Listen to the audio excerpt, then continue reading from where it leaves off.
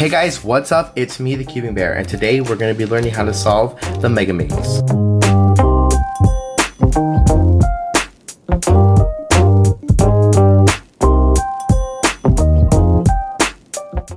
Now, the Megaminx is sort of what I would describe as kind of like a Rubik's Cube, but at the same time, it isn't. And what I mean by that, it's the first series in the Minx collection. Now, in the Minx collection, we have the Megaminx, which would be considered the 3x3 in the series, Teraminx, Gigaminx, all the way up to a Petaminx. And essentially, what these puzzles do is that they are a bit different, are actually quite different than solving a standard Rubik's Cube, but if you know how to solve one, then that's going to help you out a lot in this tutorial, but you don't really need to learn how to solve a Rubik's Cube in order to solve a Megaminx. So without further ado, let's go ahead and get started. So one basic connotation that I wanted to go over before starting with the Minx puzzles is notation. And so when I say this is that's going to be what I refer to when I say R.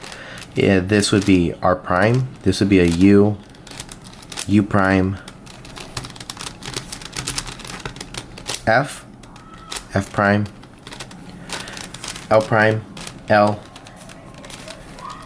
D, D prime, D, D prime, and it just keeps going up to that for all different sorts of movements that you can do on the puzzle itself.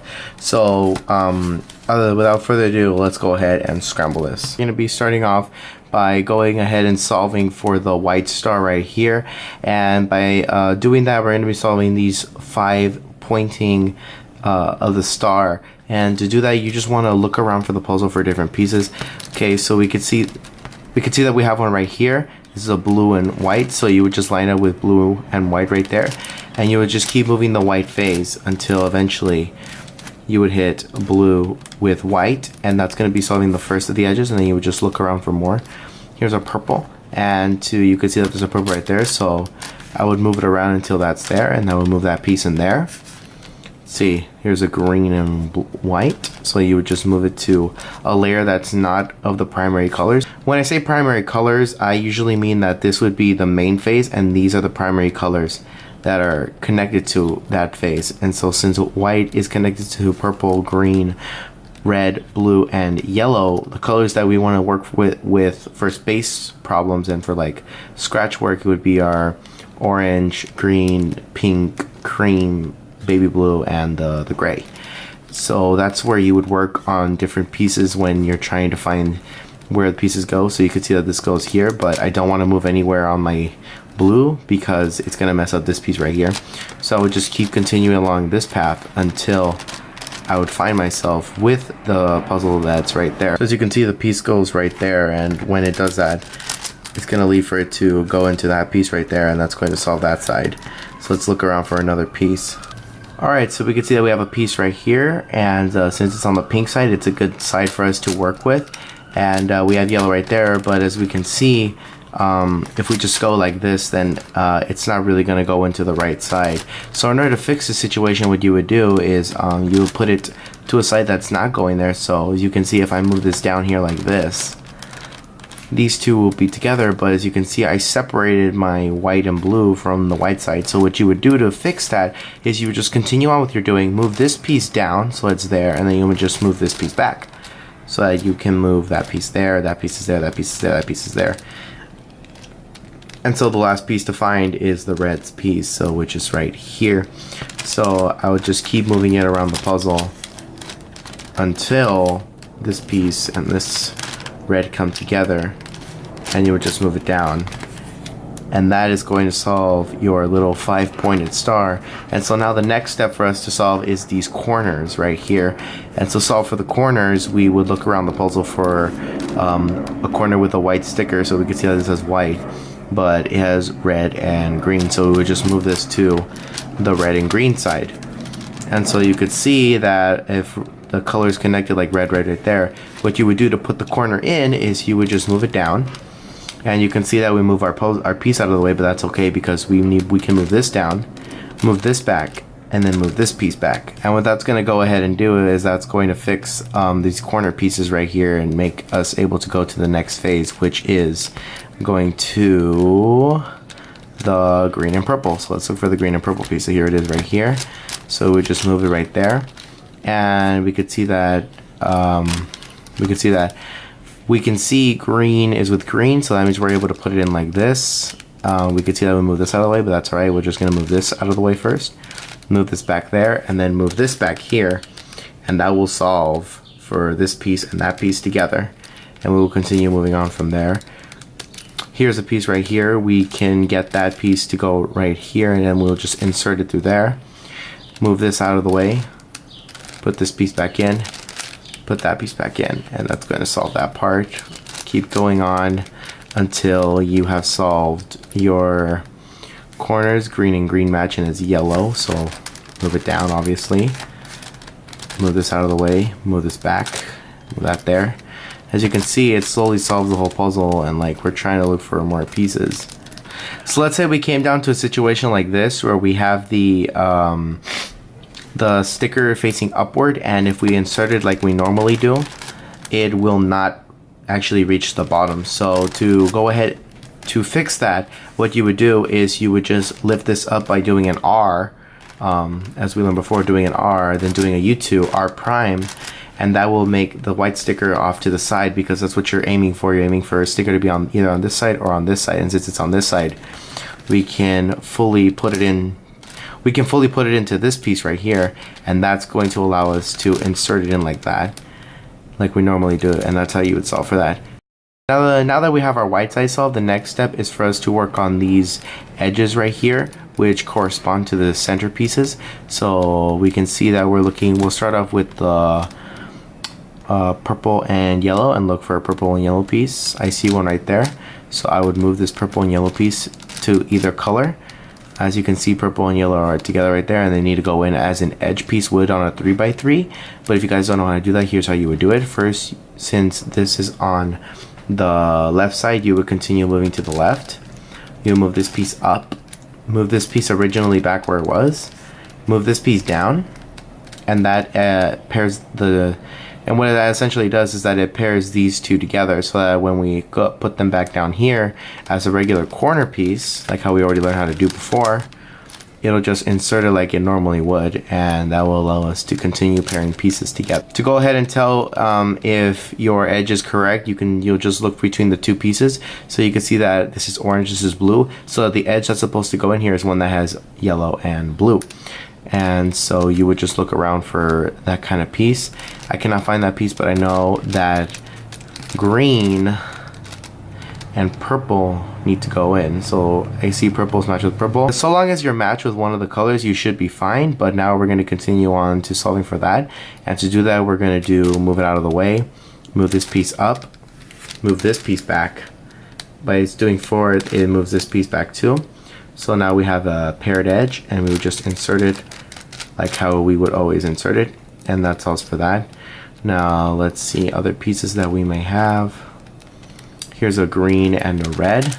So we could see that green and red are matched up, and they're supposed to go right here on this piece right here. So as I said before, move this out of the way, move this piece up so that this piece can go ahead and come through there.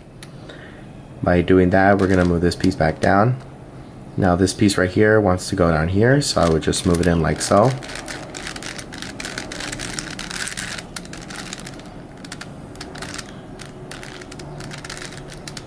And that's going to put that edge back where it needs to go. So one of the great things about putting these pieces together like that is that it really helps you solve and look for pieces around the puzzle. And the more that you solve, the more or less pieces you have to look for, because they're more easily accessible. So the first couple of ones may be a little bit difficult, but as you move along, they get a lot more easier to cover ground with, and that's really good about solving it. So now we have our red egg going in there with blue. Move it out of the way, move that up, move it down. It becomes a corner, and you would just put it in just like a regular corner. And so we would continue on from there. So last edge piece right here, move this back, move this up, move that back, move this back, and it would just go in like how it normally would. So that essentially solves the sort of 3x3-ish part of the Megaminx, and now we're actually going to get to the part that involves us learning something a little bit brand new, and that is solving for a little V shape on every single side of the puzzle. So the next step in solving the Megaminx is to make this little V part right here. So essentially on every single side on top of these layers that we have built opposite of white, to the gray side, the colors that correspond to the gray, these centers right here on the top, they are the ones that are going to have this V shape right here, and that V shape is going to be formed on essentially every single side. And to go ahead and start that off, we'll start off with blue, or in this case, pink. We can start off on the pink side since I have that edge right there. So to put in the right edge, you want to correspond the color with the center. So this is pink, this is pink. So just by doing an F2 or F3 or how many F moves so that it comes down here, you could see that it aligns perfectly. You could see that it aligns perfectly well with the orange and the blue side, and that's what you want to have when you put this piece right here. And so what you would then go ahead and do is you would look for any piece that has pink and red or blue. And so you can see I have an edge here that's pink and red, so I would go ahead and put it on top and align it. In this case, we do not actually have it aligned, so to get it aligned is you would move it out of the way, either on this side or on that side. You would move it down, do an F, hide this by doing this down, moving this piece forward next to that corner, like so, and then you would just insert it back, and that is going to cause these two to pair together. And so let's go look for that other blue one. Here it is on top, so align it together, and we can see in this situation the pink and the blue right here, they are actually intertwined together, and so we will have no problem of inserting them. So we can go ahead and insert it by doing a regular F, and as soon as it hits this part, you move it down and keep doing as many F moves until it comes right here next to this corner by moving it back up, and that will align your first V right there, and that's what you're aiming for, a solved V section right there, and that will come more proliferant the more we solve the puzzle. So let's go ahead and do the next part, and we can see that, let's see, okay, so we have green, we have orange, we have blue, we have yellow and blue, which are one of the main colors that are connected to white, and that's how you can tell if a color is matching, and green match. So when I move it back down here, this corner is essentially solved, and now I can look for pieces. So let's say you come across a situation like this where the piece that you want to is inside the corresponding place, but it's stuck in here. Easily way to move it out is do an R prime, and that will put that piece up there, and you will not have to worry about it being mixed up. And that's what you do if the piece is in there but in reverse. So let's see, move it there, move this down, move this how many ever F times until they reach together, move this piece up, and by moving them up we can go ahead and do it back here and look for the next piece. We can see that we have the piece that we want right there, and so to move it down you would just do an F prime in this direction. To go ahead and tell which direction you want to move this corner piece to insert it on this side, if it wants to go on this side, then you're moving the F this way. If the piece is here and you're trying to make it go that side, you would move that way. And so since the piece wants to go there, I move it this way, move it down, move it as many F spaces in order to make it come right there next to this corner, and then move it down. And that's going to solve that V shape for almost every single one of these. So let's keep continuing on, so I can see that this can go down here. Let's say you come across a scenario where we have like two edge paired ones and you want to put them down like that, but this moves out of the way, and you move it down, but this is out, so you just move it back in, and that's going to solve that part right there. Another good case to keep in mind is one where you have the piece that you want to put in, but it's already in there, but it's reversed and it's flipped. So to unflip it, what you would do is you would pretend that this was the piece that you're trying to put in, do the F prime move to go ahead and insert that piece into it, and that automatically takes it out and puts it onto this side right here. And we already know how to put it up there is by doing it. If it's on the left side, it would be L prime, U prime, L. Or if it was on the right side, it would be R prime, U prime, R prime. And that's essentially what we'll be solving for in this situation. Let's go ahead and continue by inserting this last piece in there just like that. And looks like we have 2 more centers to go. To go ahead and tell if your piece is the right piece that you're looking for, we can see that baby blue is matched with baby blue, and the 2 colors under it are matching with this piece right here. So you know that this is the piece that's good. Just to give you guys a little debrief, we could see that our pieces are right there. So we'll start off with matching baby blue with we'll start off with matching this baby blue with this purple, and then moving it down that way since purple is on this side. Inserting them like that. And that's kind of like the fast version of how you would do it if you were speed solving this. But why would you speed solve Megaminx, especially if you have a bad Megaminx, you know? And let's say, remember, if it's not matching blue and blue, but the blue is on top, you just move this out of the way so that you can insert it like that. Move it as you normally would. It's just that it'll take less F prime moves, and then you'll just move this piece back over there. That way all of them can be solved. This is the last one right here of the bunch.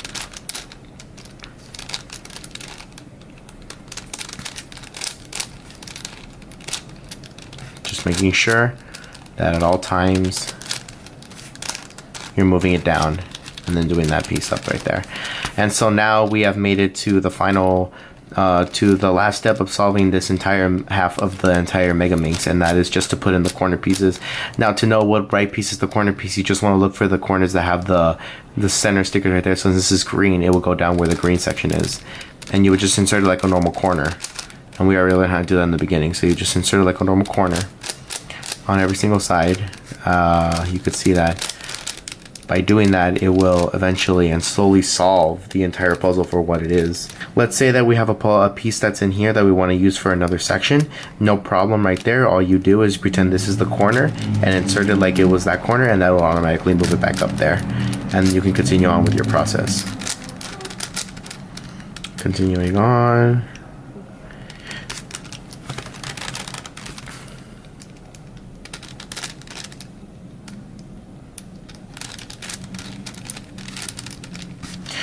And once you are done with that,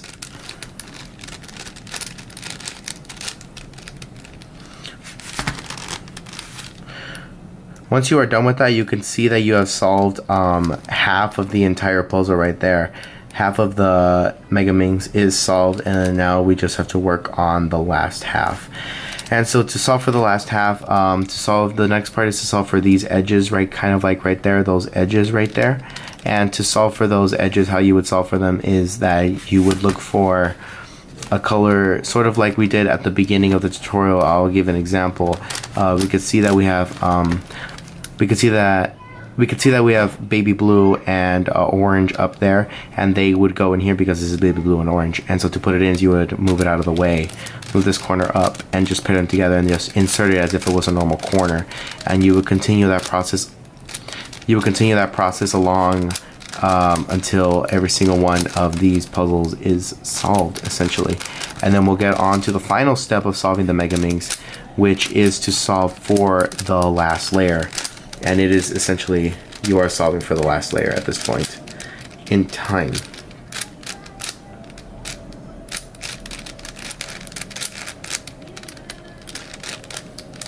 Right, so almost the entire cube is solved, or dodecahedron is solved at this point, and now the last step is to look at the last slide at some sorts. And it's sort of similar to having a bar, essentially, because on the dodecahedron there are 5 corners, and on the 4x4 or on the 3x3 there are 4 corners. And this is essentially the same thing. So the algorithm on the 3x3, because it's more simpler to sort of grasp the concept, would be the algorithm F, R, U prime, R prime, U prime, F prime. And that will solve for this cross right here. And that is going to be a similar way right here on the Megaminx. As you can see, I'll do the algorithm F, R, U prime, R prime, U prime, F prime.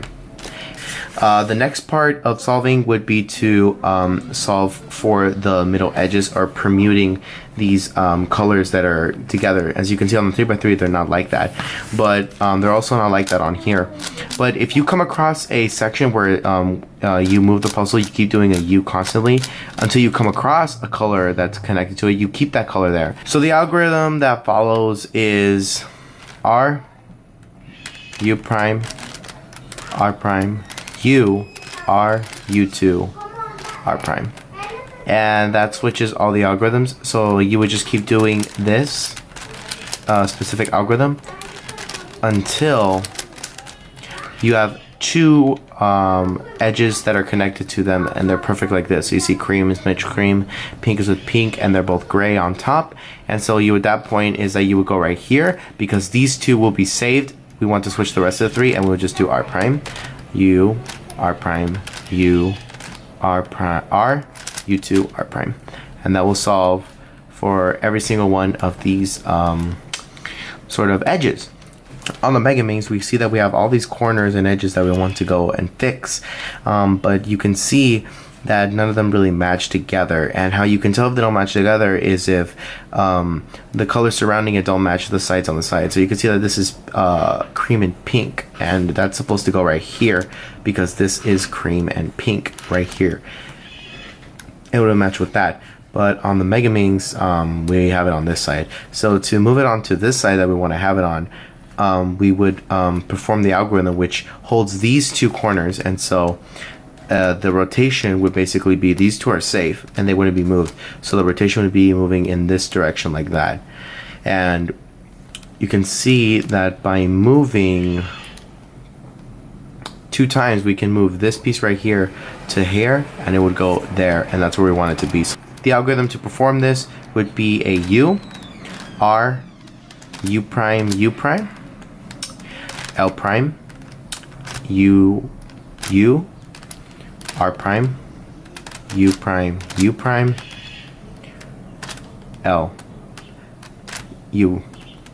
And what that will do is, you can see that we had a little rotation right here between all the pieces. Now the cream is there, and we just need to do it one more time in order to get it on that side. So let's do it again. And that would be a U, R, U2, L prime, U2 prime, R prime, U prime 2, L, U. And that moved it right there. So now we can see we have our piece right there. And so now what we're going to do is we are going to try to get another piece to match up with it.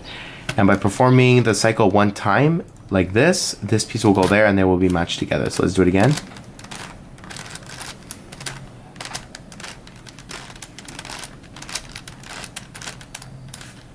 And that has solved these 2 edges together. And so we would just keep performing the cycle with these 2 together like that until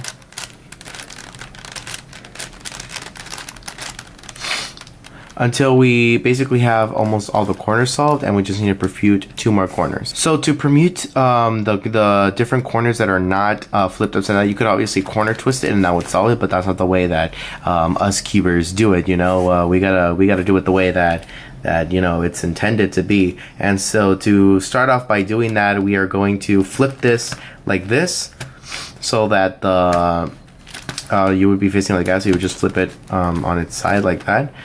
So that it could be facing like this with the corner piece in front of you, and the gray area, this area that we're solving for, the gray, is facing to the left. And so what we're going to do is we're going to start off with solving this. On a 3x3, it would be doing the algorithm that we use to permute the corners.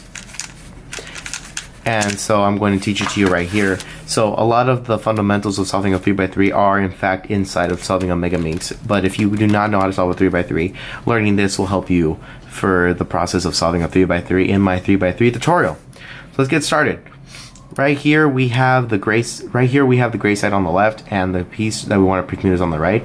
So what we would do is we would continue doing this series of steps. So it would be U prime, R prime, U, R, U prime, R prime, U, R, U prime, R prime, U, R, U prime, R prime, U, R. Now, it's important that you finish every single step of that cycle, because now you can see that we have solved for this corner right here, and so we will continue on turning the gray side until we made it to another corner that is not fully permutated and needs to be switched. So we'll continue algorithm again. U prime, R prime, U, R, U prime, R prime, U, R.